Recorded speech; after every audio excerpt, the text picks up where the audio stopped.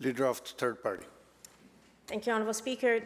Today marks 6 months since the NDP government released the Old Growth Strategic Review Panel report, although to be clear, this government has had the report nearly a year. They received it in April 2020, but chose not to share it with the public until September.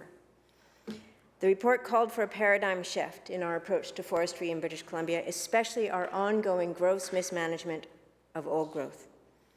One of the key recommendations is to immediately defer logging of the most at-risk old growth to prevent loss of rare ecosystems. And the report specified this must happen within 6 months. Here we are, and this government still has not taken any meaningful action to protect these forests. Instead, we are losing critical old growth stands as the old strategy of talk and log continues. My question, through you, Honourable Speaker, is to the Minister of Forest, Lands, Natural Resource Operations. It's now been 6 months since government released this report and many months into her tenure as Minister.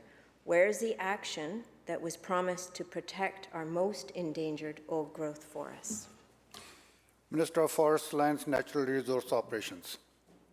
Thank you, Mr. Speaker, and I thank the Leader of the third party for this question. And it's important to remember that for too long, there has been a divisive and patchwork approach to how old growth forests are managed in our province. Those who are calling for a return to the status quo are putting BC's majestic old growth and vital biodiversity at risk. And those who are calling for an immediate moratorium are ignoring the needs of thousands of workers and families in forest-dependent communities right across our province. We want old growth forests to be appreciated by people today and in years to come. It's also a priority for our government to support good jobs for people in BC's forestry sector. That's why our government asked the independent panel to advise us on how we can do better when it comes to protecting our old growth forests. And our government is dedicated to implementing the recommendations to ensure new holistic approaches to how we manage BC's old growth forests. Leader of third party on supplemental. Thank you, Honourable Speaker. And let's just go through that answer a little bit. A divisive and patchwork response is actually resulting in a particularly divisive and patchwork old growth forests that are left in this province, which are diminishing by the day. The Minister talks about an immediate moratorium, which is not what the panel recommended. It recommended a 6-month work with its deadline for deferral.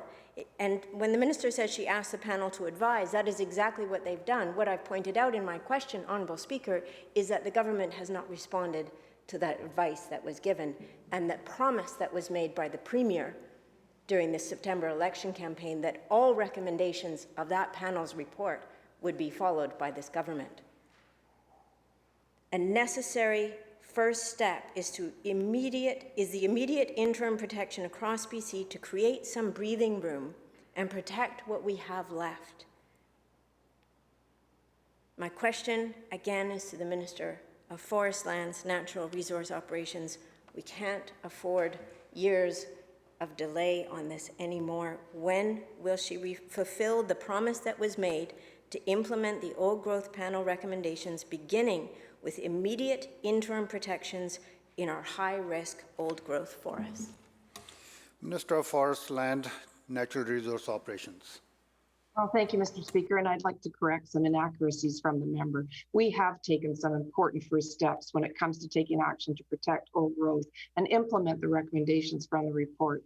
The independent panel recommended we involve Indigenous governments and organizations within the first 6 months of releasing the report, and we have done that and continue to engage with Indigenous governments and organizations on this. The panel also recommended we take immediate action to protect ecosystems at very high risk. We have also done that. For example, over 170,000 hectares of old growth in the Clayoquot Sound, about 1,000 hectares of old growth in Stockdale Creek, almost 10,000 hectares in Upper Southgate River. This coastal rainforest is home to wildlife and multiple species of salmon, and that is just to name a few. We have also initiated action on 2 other recommendations aimed at improving public information and compliance. And while we have taken these important first steps, as recommended by the panel, within 6 months, we know there is much more work to do. And we are dedicated to continuing in this important work with government to government discussions with Indigenous leaders, talking to our partners in labor, industry, environmental organization, and communities. We have taken those first initial steps, and there is more to do, and we are committed. We are committed to following the recommendations of the Old Growth Report. Thank you, Mr. Speaker.